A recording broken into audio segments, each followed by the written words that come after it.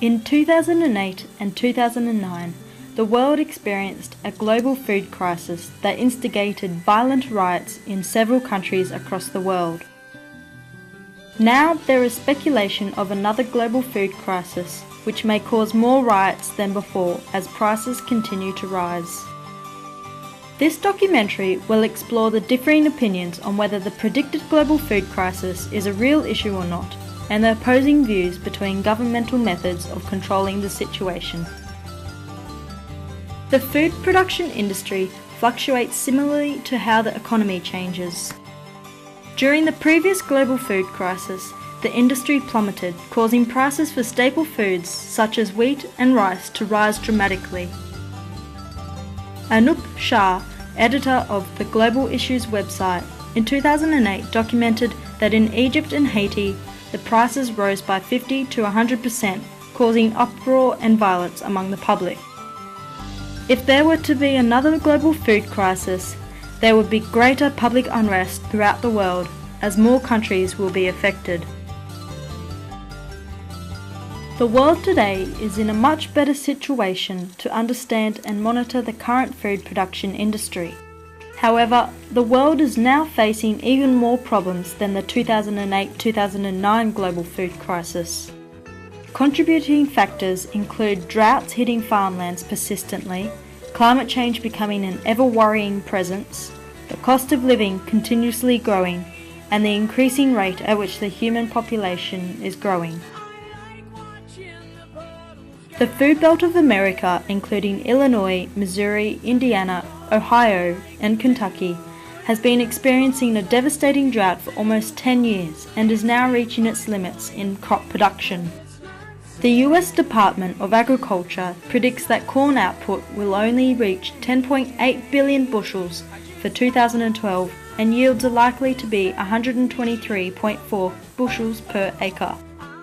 This will be the lowest output of corn in 17 years within the USA, the world's largest producer of corn. Most people today are looking for ways to reduce our carbon emissions and prevent the world from sliding into an uninhabitable environment. Nevertheless, there are some skeptics who believe that climate change is just a governmental hoax.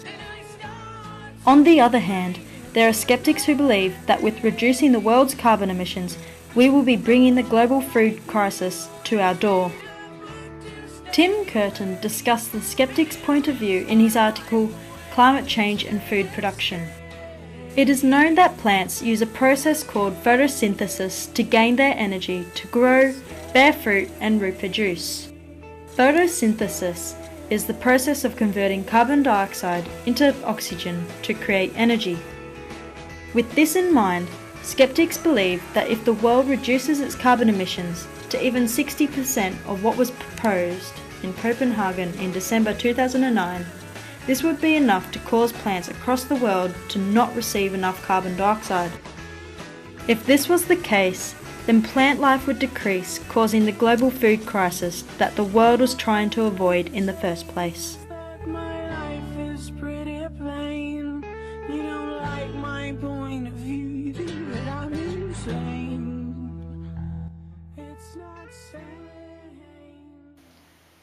I'm not a skeptic.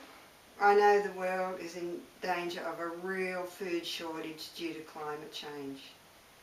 Look at the evidence. Farming states in America like Ohio and Missouri have been in drought for over 10 years, and countries in Africa like Somalia and Ethiopia have been drought ravaged for many, many years. And we know that during the reproductive stage of a crop that needs higher rainfall.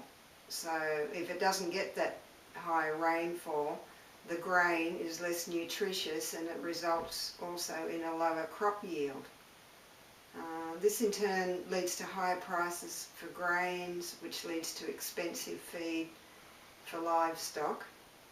And as a result of this, meat is more expensive, and it's just another burden for the consumer to bear.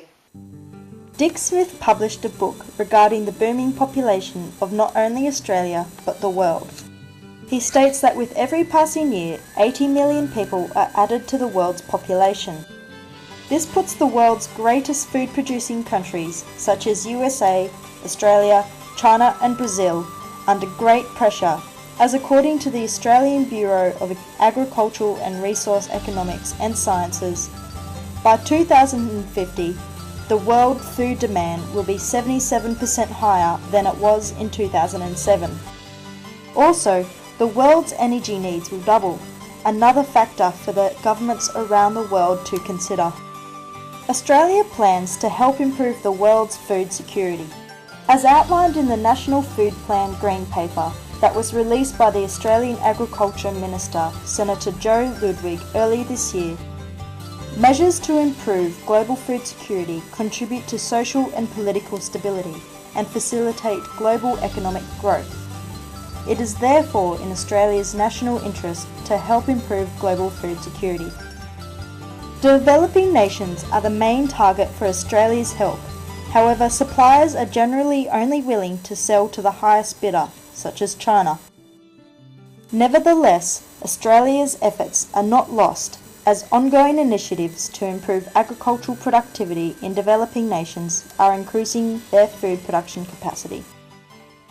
Italy is making efforts, like Australia, to help with the world's food security.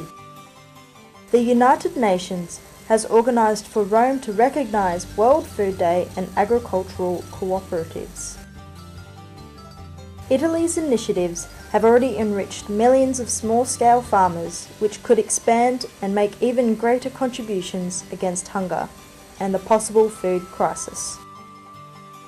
Is there really a chance that there is an up-and-coming global food crisis? Some would argue that yes, there is a possibility of a global food crisis as a result of climate change and the growing population. There are skeptics too, who believe that this is another scam for the government to get money out of the public. Either way, the governments around the world are helping developing nations with their own agricultural productivity as a step to preventing another global food crisis.